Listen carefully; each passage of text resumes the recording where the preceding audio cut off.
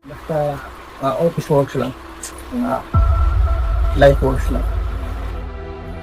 Even in the past, makaluma sila. Igo lang sila sa panimalay. Sa balay, manilhigra ka, maghilo ka, ati man lang ka sa mga anak. Hiring more men that they are vulnerable and less mature emotionally. Women have a significantly more difficult time finding jobs than men do. Data from the statistics made by the International Labor Organization shows that there is a 24.5% gender gap in the Philippines labor force participation rate as of February 2022, where the men's labor participation rate is higher than women's. Have you ever heard the phrase, "KABABAE mong tao"? What does that phrase even mean? Good day, I'm Kate Marian S. Reales, Director of KABABAE mong Tao documentary, a project made by Group C, a group of senior high school students from Ateneo de Davao University. This documentary aims to empower people, to enlighten minds, and to record moment. It is undeniable that the Philippines has a patriarchal society. Therefore, the society has always perceived women as domestic figures.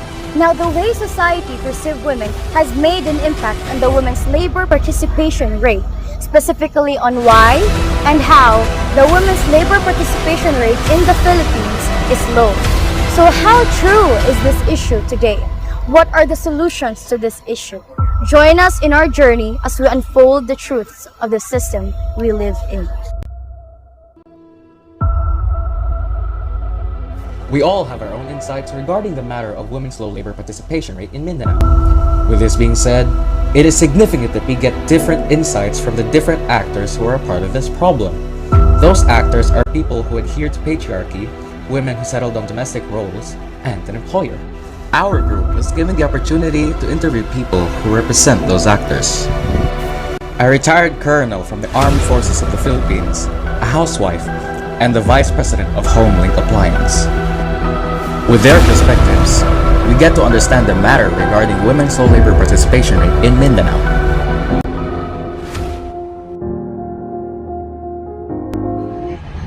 Good day, Mrs. Reales. Let me start this interview by asking first, how are you? I'm fine. Better than yesterday. Can you please tell us about yourself? I am Romana Reales. I am the Vice President of Homelink Appliance. Okay, so let me now proceed. How do you assign specific responsibilities or tasks to your men or women employees? We assign specific responsibilities or tasks based on the capacity, the capability, and the expertise of the employee.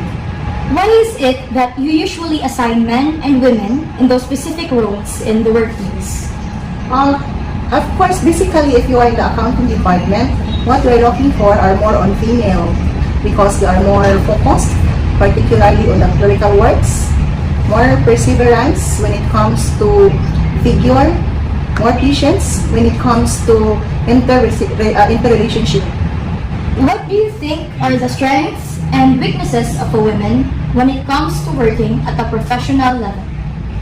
Of course, women can endure more challenges and they are more result-oriented, more organized, and they are also self-reliant.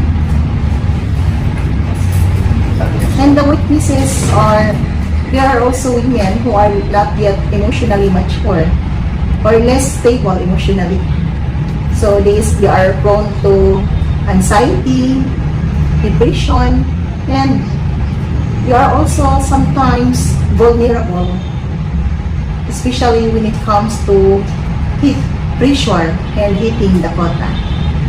In the year 2019, Republic Act number 11210 states that the maternity leave period is increased to 105 days. Have you ever considered that it could affect the productivity and transactions in your company? Why? Yes, it really affects the employees' productivity and somehow also affects companies' profitability because we need to look for somebody who will handle their task.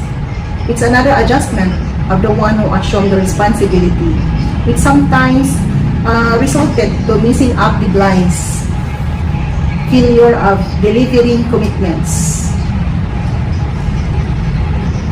So what was your response about the extended maternity leave period? Of course, we have no choice on that because that is government mandatory. So we respond it by hiring more men, especially in the sales department. And how effective was your response? Did the workplace become more productive? Why or why not? We find it more effective. It is because men is more skillful than women, particularly in the field works. Because men assigned in the sales department can do multitasking in the field works. They can deliver, drive the vehicle, and at the same time can act as a salesperson. They can also even carry the big items. Last question. As a woman and as an employer, do you think women should be more present in the professional world? Why or why not?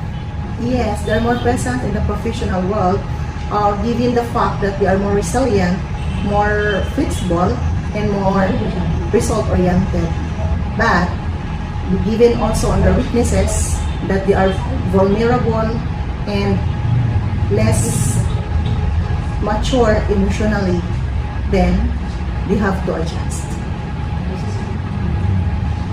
Thank you so much for having us, for giving us this wonderful opportunity to interview you, Mrs. Reales. Thank you and have a good day. It's my pleasure. Thank you.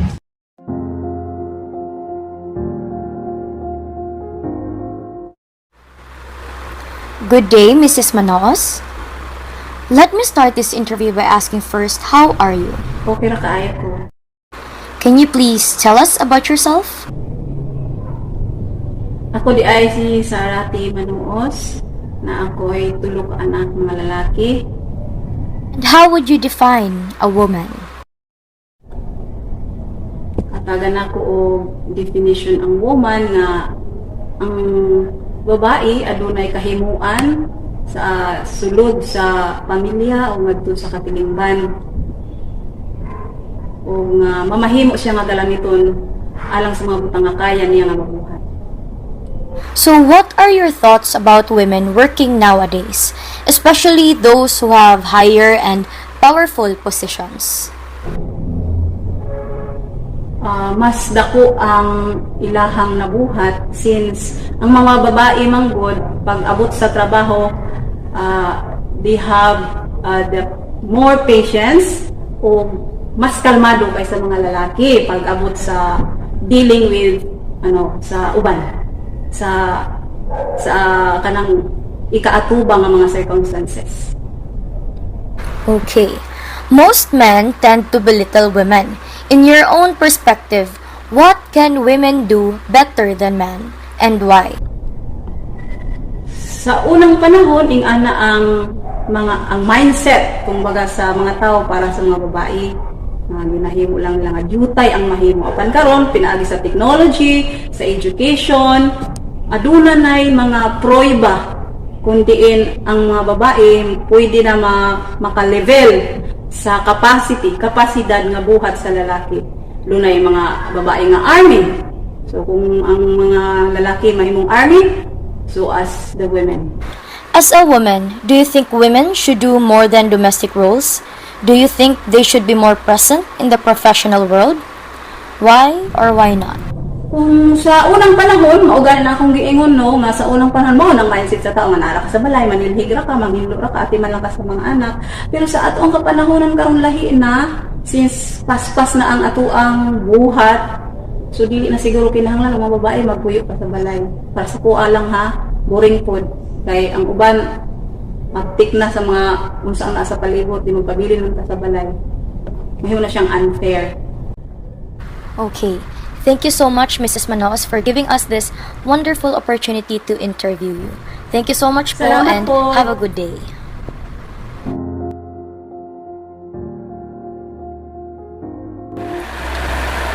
Good day, Mr. Carrado.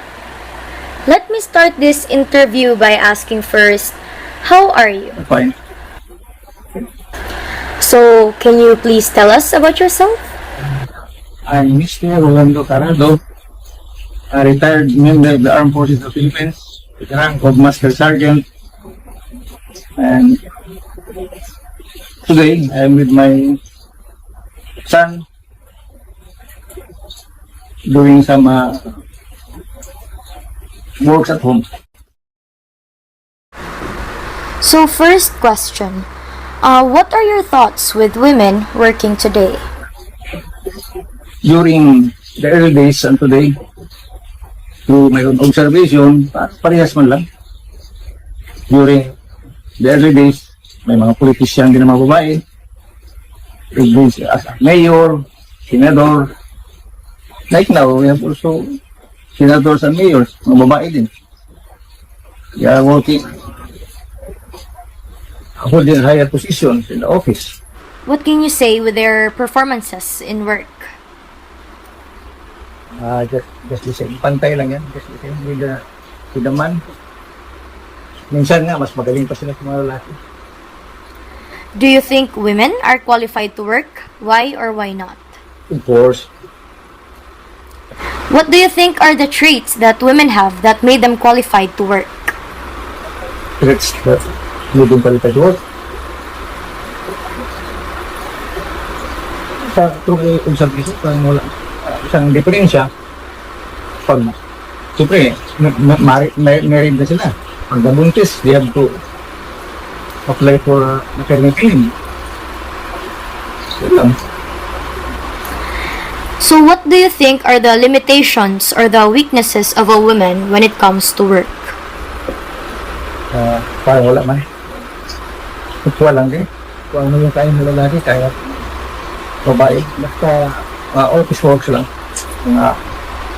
Life works lang. As a man, do you think women should do more than domestic roles? Do you think they should be more present in the professional world? Why or why not? Yeah, of course. From the very beginning, paano naman sila engaged naman sila sa lahat ng works. Since the very beginning, mga Gabriela silang pa sila. O during Gabriela silang.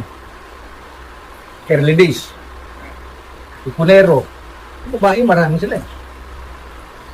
Sa opisina, marami din sila. During those days. They're also leaders. Thank you so much, Mr. Carado, for giving us this opportunity to interview you po. Thank you so much and have a good day. After finishing the interview, I feel a lot of mixed and overwhelming emotions. Happy that people, even those who adhere to patriarchy, acknowledge the strengths and capabilities of women.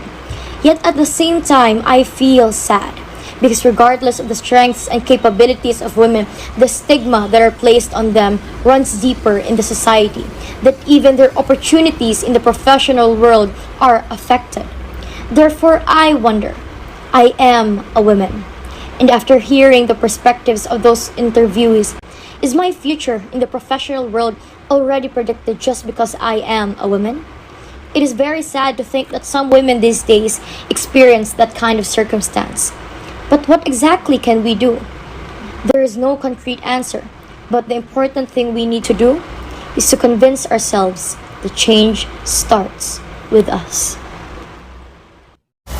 It is essential that we do our part in moving the country closer to achieving the long-term vision of gender equality and women's empowerment. We can start by being more open to diversity.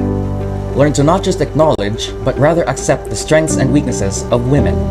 It also helps a lot when we support the actions made by the government, such as valuing the Magna Carta of women. With the help of government agencies and instrumentalities, we get one step closer to achieving the desired positive changes in the status and condition of Filipino women. We may not achieve immediate results, but hopefully, the patriarchal society and women find a middle ground where everyone can be satisfied.